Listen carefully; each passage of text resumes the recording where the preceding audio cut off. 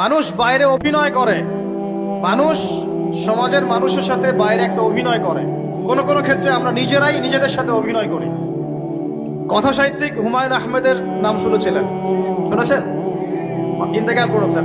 একটা সময় ছিল আমরা স্কুলে পড়তাম, কলেজে পড়তাম, মাঝে মাঝে টুকটাক এ ধরনের কিতাব বইপত্র পড়া হয়েছে। হিমু, মিসির আলী এসব পড়া হয়েছে। শরৎচন্দ্র, বঙ্কিমচন্দ্র, রবীন্দ্রনাথ, নজরুলের কবিতাগুলো, ইভেন শেক্সপিয়ার, অ্যাডাম স্মিথ সহ, যিনি অর্থনীতির জনক। যাই হোক, তিনি তার বইয়ের মধ্যে লিখেছিলেন যে এই পুরো দুনিয়াটা হচ্ছে অভিনয়ের মঞ্চ। কথা সাহিত্যিক তিনি বলছেন তার মতো করে এই পুরো দুনিয়াটাই অভিনয়ের মঞ্চ, আর আমরা সবাই নিজ নিজ জায়গায় অন্যের সাথে অভিনয় করছি। কোন কোন ক্ষেত্রে আমরা নিজেরা নিজেদের সাথে অভিনয় করছি। তিনি বলছিলেন আমরা সবাই অভিনেতা, আর সবচেয়ে বড় অভিনেতা হচ্ছে পলিটিশিয়ানরা, কারণ তাদেরকে অনেক বড় মঞ্চ অভিনয় করতে হয়।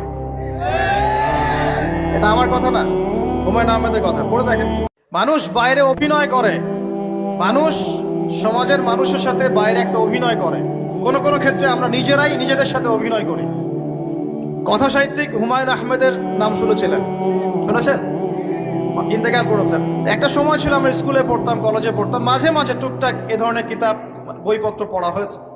হিমু, মিসির আলী এসব পড়া হয়েছে।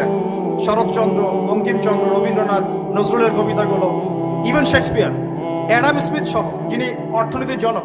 যাই হোক, তিনি তার বইয়ের মধ্যে লিখেছিলেন যে এই পুরো দুনিয়াটা হচ্ছে অভিনয়ের মঞ্চ। কথা সাহিত্যিক তিনি বলছেন তার মতো করে এই পুরো দুনিয়াটাই অভিনয়ের মঞ্চ, আর আমরা সবাই